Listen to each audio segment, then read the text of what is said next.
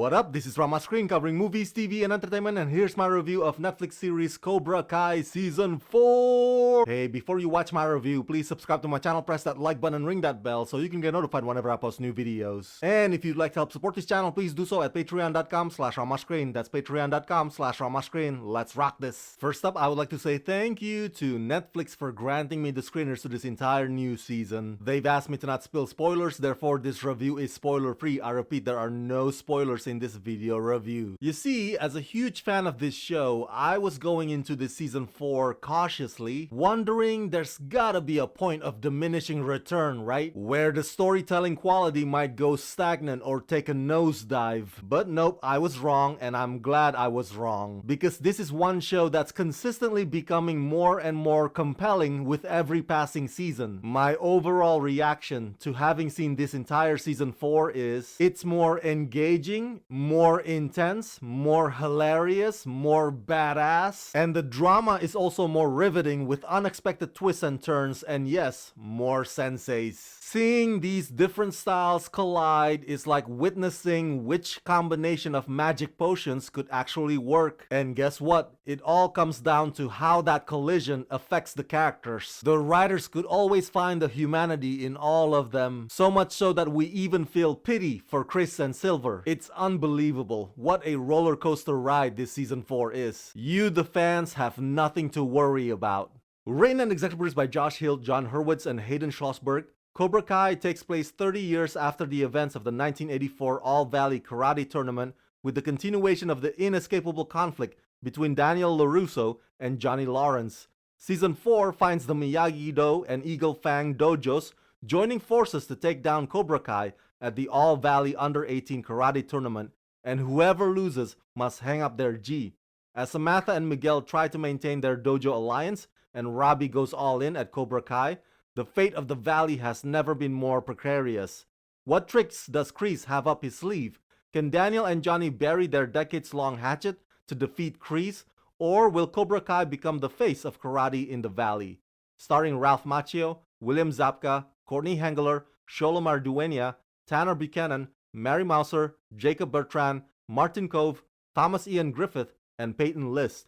Executive produced by Will Smith and James Lasseter. Okay, let's go through some of the characters without giving too many details away. So I'm gonna do this from a bird's eye view sort of a deal. If you're wondering about Miyagi-Do and Eagle Fang teaming up, well, let's just say that the first few episodes are all about that. It's amusing and entertaining watching Johnny and Daniel try to find some common ground. What you gotta understand is that each of them feels that the other person's style is inferior. So it's up to them to convince the other person that their styles can be useful in preparing these kids for the tournament. And boy, calling it a trial and error process would be generous. The first few episodes are also the funniest because you can sense Daniel and Johnny's insecurity kicks in when Miguel and Samantha start to find the opposite style slightly appealing. Meanwhile, Chris and Silver, their difficulties of working together has less to do with style and more to do with philosophy or approach. They both have strong conviction in Cobra Kai's creed, so there's no problem there. But it's more about dominance or putting your foot down on who has the bigger bark or bite. Their beliefs might be similar, but their future vision for Cobra Kai is where the lanes diverge. Thomas Ian Griffith is back as Terry Silver.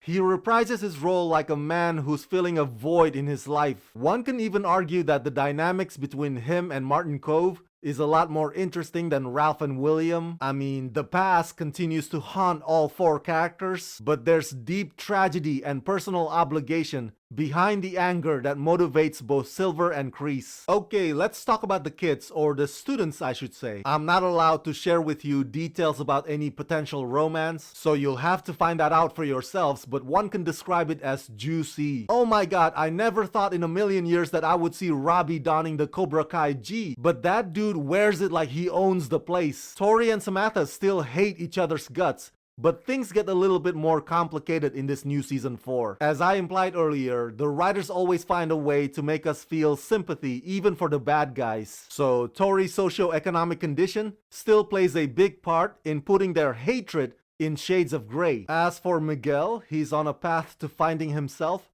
and figuring out what's best for him. I know, it sounds cliched, but I think it's the right move, considering the fact that actor Sholo is actually very skilled at unlocking his dramatic chops. The new kid on the block, Kenny, is a real treat. Young talented actor Dallas Dupree Young is wickedly good as the scared little mouse who's getting bullied. Kenny's development in this new season might seem separate at first, but what he eventually becomes is crucial in changing the perspective of one of the other characters. So it's all connected and deeply moving and very well thought out. Which leads me to my favorite character, Hawk. Well, now that he's a good guy again, or on the good side at least, it's tough for Hawk to find where he fits in. Throughout this new season, it may seem like the writers no longer know what to do with Hawk, but trust me when I say, if you are as big a fan of Hawk as I am, just stick it out and stay with it, because your patience will be rewarded. Hawk's road to redemption will blow your freaking minds. So that's it. That's all I can say about Cobra Kai Season 4 without getting myself in trouble with Netflix. In conclusion, this is yet another incredible season. Even the fight choreographies in the tournament scenes are more complex this time around. And it leaves you with yet another surprising cliffhanger. This new season sets the bar even higher.